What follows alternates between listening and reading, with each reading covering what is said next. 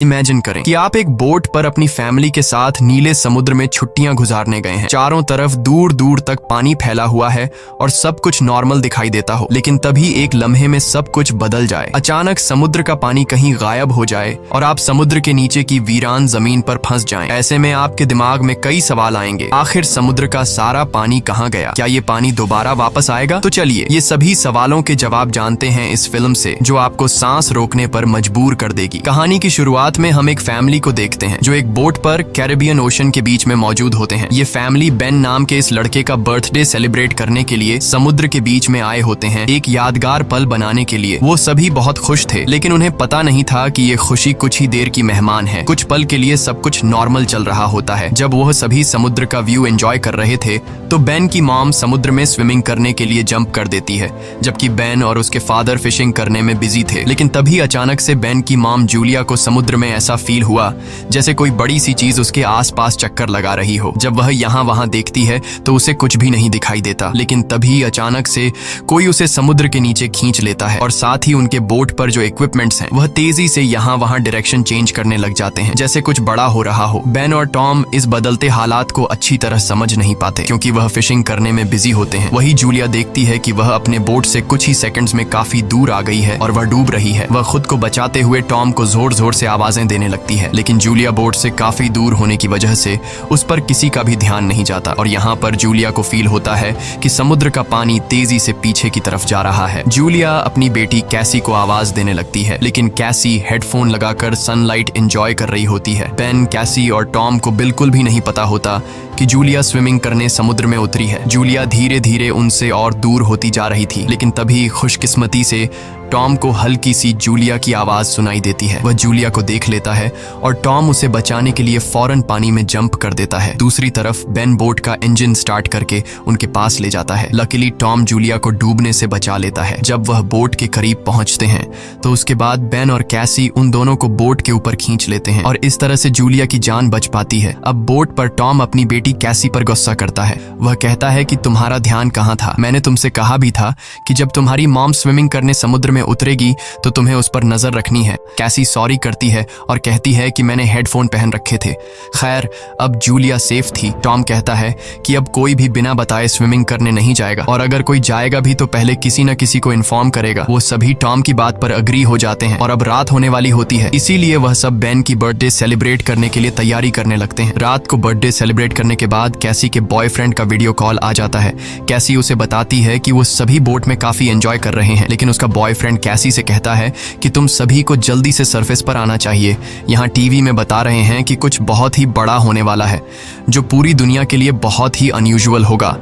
ये सुनते ही कैसी नोटिस करती है कि उसके बॉयफ्रेंड के पीछे शहर में बहुत बड़ा तूफान आ रहा है। वह ये देखकर थोड़ी परेशान हो जाती है क्योंकि उस समय ये लोग सेफ जगह पर तो बिल्कुल भी नहीं थे। वह उससे और भी बातें करने लगती है कि तभी अचानक इन दोनों का कनेक्शन कट जाता है। ये बात वह जाकर अपनी मॉम डैड को बताती है, जिसके बाद ये लोग अपनी बोट की सेफ्टी चेक करने लगते हैं। जो चेक करते हुए ये लोग नोटिस करते हैं कि उनके बोट के आसपास बहुत सारी वेल और शार्क फिश मंडरा रही हैं, जबकि इस एरिया में वेल्स या फिर शार्क मछली बिल्कुल भी नहीं पाई जाती है। टॉम एक ओशन एक्सप्लोरर था, इसीलिए वह जानता था कि वेल या शार्क ऐसा किसी बड़े भयानक तूफान के आने से पहले ही करती हैं। आने वाले भयानक तूफान का अंदाजा तो हो ही चुका था, लेकिन उससे पहले उन्हें शार्क से निपटना था। उससे पहले कि वह कुछ कर पाते तभी इस दौरान उनकी बोट को एक जोरदार झटका लगता है। वह सभी बहुत घबरा जाते हैं। टॉम समझ जाता है कि बोट के निचले हिस्से के साथ कोई बड़ा क्रीचर टकरा गया है, जिसे चेक करने के लिए टॉम नीचे पानी में जाता है। वह देखता है कि बोट के नीचे बहुत बड़ा डेंट आ चुका है, जो कि जरूर किसी बड़ी शार्क ने दिया था। ये चेक करने के बाद जब टॉम वापस ऊपर आता है तो उसके कंधे पर बहुत ही गहरा चोट आया होता है। ये देखकर जूली उसके जख्मों पर स्टिचेस लगाती है। यहाँ पर टॉम अपनी फैमिली को बताता है कि शार्क के दिए इस डेंट की वजह से इंजन खराब हो गया है, अब हम बोट को आगे नहीं ले जा पाएंगे। वह सभी समुद्र के बीचों बीच फंस चुके हैं और अब उनके पास सिर्फ यही ऑप्शन रह गया था कि यह किसी को मदद के लिए बुलाए। लेकिन केसी जब बाहर मदद के लिए कॉल करने के लिए आई तो सिग्नल भी नहीं थे। उनकी बोट का कम्युनिकेशन कोई भी सिग्नल पकड़ नहीं रहा था। वह सभी बहुत परेशान थे कि अचानक से यह सब कुछ बंद क्यों पड़ गए। अब इस मुश्किल वक्त में टॉम अपने खाने पीने का सामान चेक करता है। उनके पास सिर्फ 4 दिन तक का खाना था और कुछ भी नहीं, लेकिन जिंदा रहने की एक छोटी सी उम्मीद उन्हें इस बात की थी कि यह लोग एक शिपिंग रूट पर थे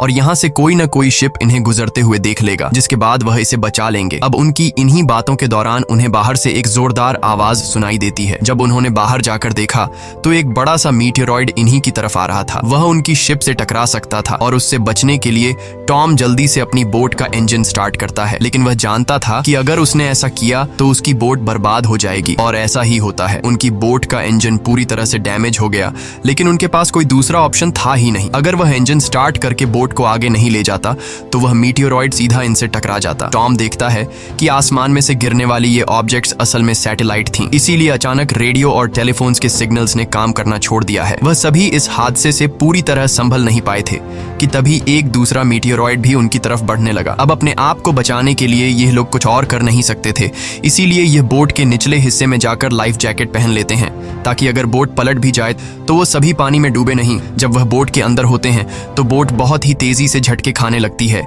वह सभी समझ जाते हैं कि अब यह लोग बच नहीं पाएंगे। तभी अचानक इन लोगों को एक जोरदार आवाज सुनाई दी और यह सभी बेहोश हो जाते हैं। जब इन्हें होश आया तो ये लोग पाते हैं कि ये लोग जिंदा थे। हालांकि इन्हें चोटें जरूर आई थीं, मगर हैरानी की बात यह थी कि अब उनकी बोट के अंदर कहीं छोटी बड़ी सुराखें हो चुकी थीं, लेकिन उससे पानी अंदर नहीं आ रहा था। अब जब यह पूरी फैमिली अपने बोट से बाहर आकर देखती है तो यह नज़ारा देखकर वह सभी हैरान रह जाते हैं। वह देखते हैं कि उनकी बोट के नीचे पानी ही नहीं, उनकी बोट के आसपास जमीन पर मछलियां पड़ी थीं और उनकी बोट एक वीरान पहाड़ी इलाके में थी, जैसे यह लोग किसी दूसरी दुनिया में आ गए हों।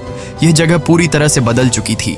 जहां कल रात तक पानी था, वह जगह अब ऊंचे ऊंचे पहाड़ों और गड्ढों की तरह दिख रही थी। वह सभी जल्दी यह बात रियलाइज कर लेते हैं कि वह किसी डिजर्ट में नहीं, बल्कि वह अभी भी समुद्र के बीचों बीच है। बस समुद्र का सारा पानी यहाँ से किसी दूसरी जगह शिफ्ट हो गया है। अब टॉम जल्दी से अपना कंपास निकालता है और डायरेक्शन देखने लगता है, और वह समझ जाता है कि यह जरूर धरती के साथ कुछ गड़बड़ हुई है। धरती के पोल चेंज हो गए हैं। नॉर्थ पोल की जगह साउथ पोल आ गया था, जो कि साउथ पोल की जगह नॉर्थ चला गया था, और इसीलिए जहां पर पहले जमीन पर लोग बसते थे, समुद्र का सारा पानी वहां पर चला गया है और अब समुद्र की जगह जमीन बन चुकी थी। इस चीज का पता लगने के बाद यह सब लोग हैरान रह गए। एक और भयानक बात टॉम ने उन्हें यह बताई कि इस सब के बीच जो इंसान जिंदा जमीन पर थे वह सभी मारे गए होंगे। केसी को यह बात बहुत ज्यादा तकलीफ देती है। वह अपने आप को कैबिन में बंद कर लेती है, क्योंकि उसे पता चल चुका था कि उसका बॉयफ्रेंड अब इस दुनिया में नहीं रहा। लेकिन अब एक और बात थी जो कुछ ही देर बाद उन्हें पता चलने वाली थी, और वह बात सुनकर उनके होश उड़ने वाले थे। खैर, अब जूली यहाँ पर बचे हुए खाने को इकट्ठा करने लगती है और बेन अपने बर्थडे के सारे बलून हवा में उड़ाता है ताकि अगर कोई जिंदा हो तो वो उनके पास आ जाए और वो सब मिलकर इस सिचुएशन का सामना करें। उसके बाद टॉम रेडियो के जरिए किसी से कांटेक्ट करने की कोशिश करता है। उम्मीद तो उसे ये थी कि सामने से कोई रिस्पॉन्स नहीं आएगा, लेकिन सरप्राइजिंगली उसे रिस्पॉन्स मिलता है। ये रिस्पॉन्स उसे एक कैप्टन ने दिया था जिसका नाम नाटो है, और वो भी समुद्र के शिफ्ट होने की कहानी जानता था, क्योंकि वह भी टॉम की फैमिली की तरह अपनी सबमरीन में था। टॉम कैप्टन से पूछता है कि अब इस सिचुएशन में हमें क्या करना चाहिए। यहाँ कैप्टन इन सभी को वह बात बताता है जिससे उनके पैरों तले जमीन खिसक जाती है। कैप्टन टॉम को बताते हैं कि अर्थ के जो पोल चेंज हुए हैं वे लगभग एक हफ्ते में फिर से अपनी जगह वापस आ जाएंगे, यानी एक हफ्ते बाद समुद्र वापस अपनी जगह पर आएगा और उस समय उसकी लहरें बहुत खतरनाक होंगी। इसलिए कैप्टन टॉम से कहता है, मैं तो सबमरीन के जरिए सर्वाइव कर लूंगा, मगर तुम जल्दी से जल्दी अपने लिए कोई ऊंची सी जगह देखो और वहां चले जाओ, क्योंकि वहां पर तुम्हारे बचने के चांसेस ज्यादा होंगे। ये बात सुनते ही जूली फौरन अपने बच्चों से पैकिंग करने के लिए कहती है। टॉम कैप्टन से कहता है कि आपकी सबमरीन के अंदर भी बचने के चांसेस ज्यादा हैं, तो क्या आप मेरे फैमिली को रख लेंगे? कैप्टन कहता है कि जरूर भाई, मैं ऐसा करना तो चाहता हूँ, लेकिन मैं कर नहीं सकता, क्योंकि मेरी सबमरीन के अंदर मेरा एक साथी मारा गया है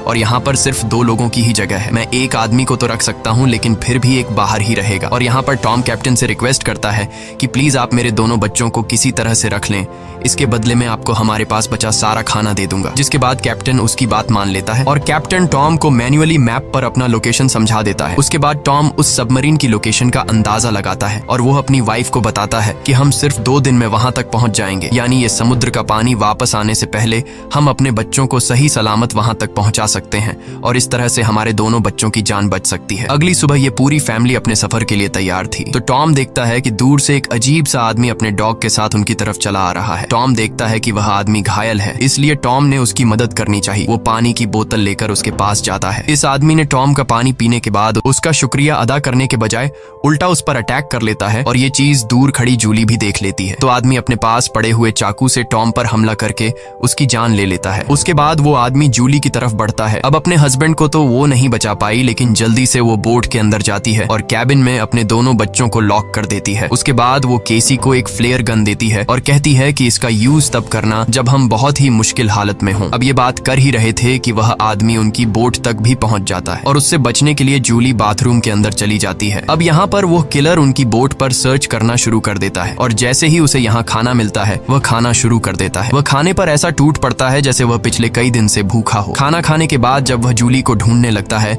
उसके बाद वह सीधा कैबिन की तरफ जाता है, लेकिन वहां जाकर उसे पता चलता है कि जहां से आवाज आ रही थी वहां कोई भी नहीं है। दरअसल जूली बोट में हुए छेद से निकलकर यहां से बाहर निकल चुकी थी, लेकिन उस आदमी का जो डॉग होता है वह जूली को देख लेता है और जूली पर भौंकने लग जाता है। अब मजबूरी में जूली को उस डॉग को चुप कराने के लिए उसे मारना पड़ता है और वह खुद बोट के नीचे छुप जाती है। हालांकि वैसे तो वह उस किलर को नहीं मिल पाती, लेकिन जब वह बाहर झांक कर अपने डॉग को मरा देखता है तो वह समझ जाता है कि जूली बोट से बाहर है। अब जैसे ही वह उसे पकड़ने के लिए बोट से नीचे उतरा तो जूली वापस बोट के ऊपर जाकर एक टूटे हुए शीशे को अपना रास्ता बनाते हुए फिर से बोट के अंदर आ जाती है। लेकिन थोड़ी देर में यहाँ पर जूली उस आदमी के हाथों पकड़ी जाती है। वह उसे उसके बालों से पकड़ के उसे मारने लग जाता है। वह जूली का गला दबाने लगता है। अब वह किसी तरह से खुद को बचाने के लिए उस किलर से लड़ने लगती है। कैसी जो ये सब केबिन से देख रही थी, उसे याद आता है कि ये फ्लेयर गन यूज करने का अच्छा मौका है। वो फ्लेयर गन चला देती है जिससे आदमी दूर जा गिरता है, लेकिन उसे ज्यादा कुछ नहीं होता, बस उन्हें भागने का मौका मिल जाता है और बोट में आग भी लग जाती है। अब जूली जल्दी से अपने दोनों बच्चों को बचाने के लिए उस बोट से बाहर निकल जाती है। बोट से निकलते वक्त वो किलर एक बार फिर से जूली पर हमला करता है, लेकिन इस बार जूली उसे लात मारते हुए पीछे गिरा देती है। बाहर जाने के बाद कैसी और बेन अपने फादर की डेड बॉडी को देखकर रोने लगते हैं। उन्होंने इस सब की बिल्कुल उम्मीद नहीं की थी। बेन अपने पिता की मौत का खुद को जिम्मेदार ठहराता है। वो कहता है कि न मैं वो बलून ऊपर छोड़ता और न ही आदमी उन्हें देखकर यहाँ आता। अब यहाँ पर जूली भी अपने हस्बैंड से लिपट कर रो रही थी कि तभी वो देखती है कि वो किलर उनकी जलती हुई बोट से बाहर निकल आता है और अब उनके लिए यहाँ पर रुकना सेफ नहीं था। इसीलिए वो अपने दोनों बच्चों को लेकर यहाँ से भागती है। कुछ ही देर बाद उनकी जलती हुई बोट ब्लास्ट हो जाती है। भागते भागते ये लोग काफी थक चुके थे, इसलिए ये एक पहाड़ी के पीछे आराम करने के लिए रुक जाते हैं, क्योंकि उन्हें लग रहा था कि शायद इस किलर ने यहाँ उनका पीछा छोड़ दिया है। बेन यहाँ पर भी रो रहा था। कैसी उसे हौसला देते हुए पीने के लिए साफ पानी देती है, लेकिन बेन पानी पीने से भी इनकार कर देता है। जूली अपने बेटे को समझाती है कि इसमें तुम्हारी कोई गलती नहीं, वो तो तुमने मदद के लिए बलून हवा में उछाले थे। तभी जूली ने देखा कि वो किलर अभी भी उनके पीछे आ रहा है। अब तीनों जल्दी से किलर से बचने के लिए भागना शुरू कर देते हैं। भागते भागते ये लोग बहुत थक चुके थे, लेकिन जब भी ये पीछे मुड़कर देखते हैं तो वो किलर उनके पीछे ही आ रहा होता था। अब ये लोग रुकते नहीं, लगातार भागते रहते हैं और एक ऐसी जगह पहुंच जाते हैं जहां पर जहरीला पानी मौजूद था। यहाँ से जाते वक्त उन्हें कुछ भी हो सकता था, लेकिन जूली अपने बच्चों को यहीं से गुजरने का हुक्म देती है। जहरीले एसिड से गुजरने के बाद उनकी हालत काफी खराब हो गई थी और जूली को एहसास हुआ कि बेन डिहाइड्रेट हो चुका है। उनके पास पानी की कुछ आखिरी बूंदें थीं जो उन्होंने बेन को दी, लेकिन इतने थोड़े पानी से उसकी प्यास नहीं बुझी। अब यहाँ पर कैसी हिम्मत हार चुकी थी। वो कहती है, हम सब जिस तरफ बढ़ रहे हैं शायद वहाँ पर सबमरीन होगी भी या नहीं, लेकिन जूली उसे डांटती है कि चुप करो और जो मैं कह रही हूँ वैसा ही करो। हम लोग आगे बढ़ेंगे और मुझे पता है कि मैं तुम्हें बचा लूंगी। जूली के कहने पर वो लोग फिर से चलना शुरू करते हैं और आगे बढ़ने पर उन्हें एक प्लेन दिखाई देता है जो सालों पहले तबाह होकर समुद्र में गिर गया होगा। ये लोग प्लेन के अंदर छिप जाते हैं और जूली एक आखिरी बार अपनी फैमिली फोटो देखती है जो उन्होंने कल रात ली थी। उस फोटो को देखकर सभी लोग टॉम को याद करते हैं। इन तीनों को यकीन नहीं हो रहा था कि एक ही दिन में उनके साथ क्या से क्या नहीं हुआ। अब रात काफी हो चुकी थी और ये लोग थक भी चुके थे। कैसी और बेन सो चुके थे। तभी किसी की आवाज से केसी की आंख खुल जाती है। वो बाहर देखने आती है तो देखती है कि वही किलर उनके पीछे आ रहा है। अब इन तीनों को इस किलर से हर हाल में जान छुड़ानी थी, इसीलिए कैसी उसी जगह पर बैठकर सोने का नाटक करती है। किलर समझता है कि वो सो रही है और जैसे ही वो अटैक करने आता है जूली मौका पाकर पीछे से वार करती है। इस बार जूली बहुत गुस्से में थी। वो उस पर इतने हमले करती है कि उसकी जान ले लेती है। आखिरकार उनका ये खतरा टल जाता है और जूली सुकून की नींद सो जाती है। सुबह जब वो उठते हैं तो देखते हैं कि किलर की बॉडी बहुत बुरी हालत में है। किसी क्रीचर ने उसे काट काट कर अंदर से खोखला कर दिया था, जिससे उन्हें अंदाजा हो गया कि यहाँ आसपास खतरनाक जीव हैं। अब उन्हें जल्दी से वहां पहुंचना था जहां कैप्टन की सबमरीन थी। जूली अपना मैप देख रही थी। दूसरी तरफ बेन पानी की तलाश में भटक रहा था। आगे जाकर वो पानी देखता है और बिना सोचे समझे पीने लगता है। जूली ने मना किया था क्योंकि वो तालाब जहरीला था, लेकिन बेन इतना प्यासा था कि उसने जूली की बात न मानी। जूली उसे देखती है और दौड़कर पानी पीने से रोक लेती है, लेकिन तब तक वो काफी पानी पी चुका था। थोड़ी देर बाद बेन बीमार हो गया और चलने की हालत में नहीं था, इसीलिए जूली और केसी वहां पर एक शेल्टर बनाते हैं और कुछ देर आराम करते हैं। तभी जूली को अजीब आवाजें सुनाई देती हैं। जब वो बाहर जाकर देखती है तो उसे पता चलता है कि ढेर सारे क्रैब्स उनकी तरफ बढ़ रहे हैं, जिनसे बचने के लिए उन्होंने भागना शुरू किया। थोड़ा आगे चलने के बाद कुछ दूरी पर उन्हें एक बहुत बड़ी शिप नजर आई। ये एक कार्गो शिप थी जिसके अंदर बहुत सारे कंटेनर्स भी थे। इन कंटेनर में ही बहुत सारे लोगों ने पनाह ली हुई थी। इन तीनों को देखते ही वो सभी कंटेनर में जाकर छुप गए। दरअसल वो इन तीनों से नहीं भागे, बल्कि उनके पीछे केकड़े आ रहे थे। ये तीनों कंटेनर के पास जाकर गिड़गिड़ाने लगते हैं और दरवाजा खोलने की रिक्वेस्ट करते हैं, लेकिन वो उनके लिए दरवाजा नहीं खोलते। दूसरी तरफ केकड़ों की एक बहुत ही बड़ी सेना उनके पीछे थी, इसीलिए अब उनको खुद कुछ करना होगा। उनके पास कोई और रास्ता तो था नहीं, इसलिए जूलियन और उसके दोनों बच्चे कंटेनर के ऊपर चढ़ने का फैसला कर लेते हैं। जूलियन पहले अपने दोनों बच्चों को कंटेनर के ऊपर चढ़ाती है। अब जूलियन जैसे ऊपर चढ़ती है तो एक केकड़ा आकर उसे पैर पर काट लेता है, लेकिन वो जैसे तैसे करके उसे अपना पांव छुड़ाकर ऊपर चढ़ जाती है। अब जूलियन अपने जख्म को अपने स्कार्फ से बांध लेती है, जिसके बाद वो बेहोश हो जाती है। केसी और बेन देखते हैं कि वो केकड़े उस कंटेनर को काटते हुए उसके अंदर चले गए और उसके अंदर मौजूद लोगों पर इन केकड़ों ने हमला कर दिया। अब वो लोग अपने पास मौजूद हथियारों से उन केकड़ों को मारने की कोशिश तो करते हैं, लेकिन केकड़ों की तादाद बहुत ज्यादा थी। ये लोग उनके सामने नहीं टिक पाते और केकड़े कंटेनर के अंदर मौजूद सभी लोगों को मार देते हैं। अगली सुबह जूलियन को होश आया। उसने देखा कि उसके दोनों बच्चे यहाँ नहीं हैं। वो बुरी तरह से डर गई कि कहीं मेरे बच्चों को कुछ हो नहीं गया हो, लेकिन तभी दूर से उसे केसी और बेन आते हुए दिखाई दिए, जो असल में खाने पीने और हथियार की तलाश में गए हुए थे। खैर, अब यहाँ पर वो केकड़े भी नहीं थे। अब जूलियन अपने केकड़े के कांटे जख्म को ठीक करती है, जबकि बेन कंटेनर के अंदर मरे हुए लोगों के वेपन्स कलेक्ट कर लेता है ताकि उससे खुद की सेफ्टी के लिए यूज कर सकें, और वहां उन्हें थोड़ा बहुत खाना भी मिल जाता है। खैर, इसके बाद जूलियन कैप्टन से कांटेक्ट करती है, जिस पर वो बताता है कि मेरे ऊपर भी इसी क्रीचर्स ने अटैक कर दिया है और अब मैं बहुत ज्यादा जख्मी हूँ, मैं तुम्हारी मदद नहीं कर सकता। और साथ ही वो जूलियन को ये भी बताता है कि अब समंदर का पानी बहुत जल्द वापस फिर से अपनी जगह पर आने वाला है, इसीलिए तो ये सी क्रीचर फिर से यहाँ वापस आ गए हैं। जूलियन रोने लग जाती है क्योंकि इन लोगों को ये भी नहीं पता था कि सबमरीन तक जाने के लिए उन्हें कौन सी डायरेक्शन में जाना है, क्योंकि सारी रात भाग दौड़ में उनका मैप भी कहीं गिर गया था। इसलिए कैप्टन उनकी आसानी के लिए अपनी फ्लेयर गन से हवा में फायर करता है और बेन उसे देख लेता है, मगर वो जगह उनसे बहुत दूर थी। ये लोग तेजी से सबमरीन की तरफ बढ़ने लगते हैं, लेकिन अभी तक वहां तक पहुंचना नामुमकिन लगने लगा,